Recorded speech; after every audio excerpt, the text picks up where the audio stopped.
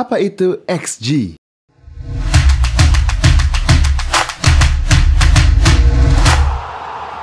Akhir-akhir ini mungkin kalian pernah dengar yang namanya XG atau yang biasa juga disebut expected goals. Lalu, penasaran nggak kalian tentang apa itu makna dan fungsi dari XG? Di era sepak bola yang modern, analisa dan data performa pemain menjadi sangat krusial. Klub-klub sepak bola tidak lagi hanya menggunakan feeling atau video kompilasi untuk membuat keputusan khususnya di transfer market. Tapi data dan statistik menjadi acuan. Oleh karena itu, Sam Green, Head of Data Science dari perusahaan statistik ternama Opta, menciptakan sebuah metrik untuk mengukur kualitas sebuah peluang di depan gawang. Ada banyak hal yang menjadi faktor besar kecilnya kualitas sebuah peluang. Sudut tendangan, jarak tendangan, apakah peluangnya one-on-one dengan kiper, apakah peluang tersebut bola hidup atau bola mati, apakah peluang itu sebuah sundulan, dan masih banyak lagi. Dari faktor-faktor tersebut, Opta mengukur kemungkinan dan persentase apakah sebuah peluang akan menjadi gol. Contoh, sebuah gol dari penalti akan mendapat XG sebesar 70% atau 0,70. Karena menurut statistik, dari 10 penalti, rata-rata ada 7 gol yang dicetak. Contoh lain, gol Lionel Messi lawan Meksiko dari luar kotak penalti diberi nilai XG hanya sebesar 0,03. Itu artinya, jika ada 100 tendangan dari posisi yang sama, rata-rata menurut statistik hanya 3 dari 100 tendangan yang bisa menjadi gol. Karena XG ini statistik dan bertumpu pada nilai rata-rata, maka cara menggunakan nilai XG ini harus dengan sampel pertandingan yang cukup. Kalau menurut data jurnalis Mark Carey dari The Athletic, atlet harus menilai XG rata-rata dari minimum 10 pertandingan untuk bisa mendapat acuan data yang tepat. Lalu apa fungsi XG? Ada beberapa fungsi XG yang bisa dipakai oleh manajer dan pelatih klub untuk menilai performa tim mereka. 1. Untuk menilai apakah tim tersebut bisa menghasilkan peluang-peluang yang emas selama pertandingan.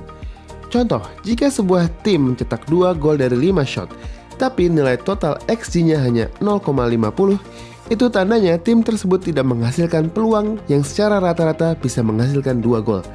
Tandanya, tim tersebut harus bisa memperbaiki kualitas peluang mereka, karena secara rata-rata 5 peluang tersebut hanya bisa menghasilkan 1/10 gol per pertandingan. Jadi jika sebuah tim nilai XG-nya di bawah actual goal mereka harus melihat apakah performa mereka itu benar-benar baik atau ada faktor luck di belakangnya. 2.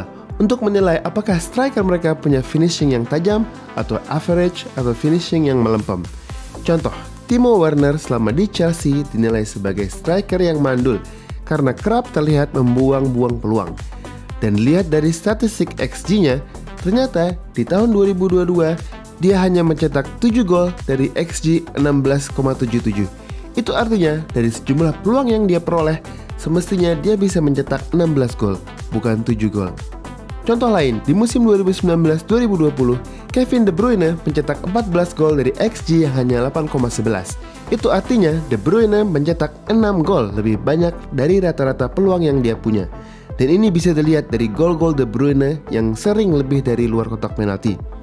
3. Menilai apakah performa defending sebuah tim baik atau jelek.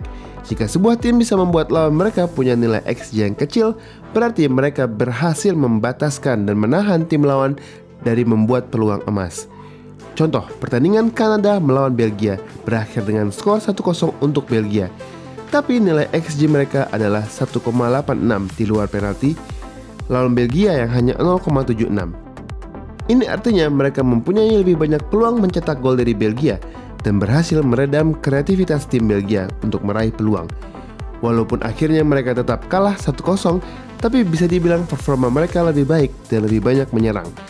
Dengan kata lain, pelatih John Hartman lebih optimis dengan timnya walaupun kalah.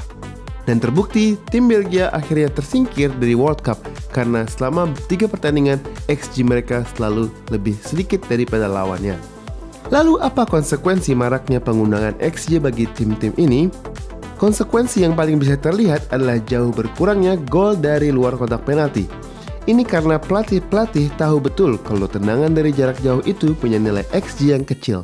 Jadi mereka diinstruksikan untuk menghindari tendangan jarak jauh karena disinyalir hanya akan membuang-buang bola.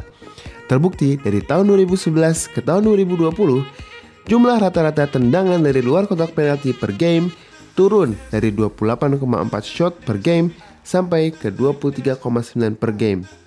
Dan efeknya ternyata terlihat bahwa jumlah gol per game di Premier League dari tahun 2011 ke 2020 tetap sama, yaitu rata-rata 2,4 sampai 2,6 gol per game. Jadi, walaupun jumlah tendangan dari jarak jauhnya menurun, tapi jumlah gol yang tercipta di Premier League adalah tetap sama, yang membuktikan bahwa pelatih-pelatih menginstruksikan para pemainnya untuk mengurangi tendangan dari jarak jauh.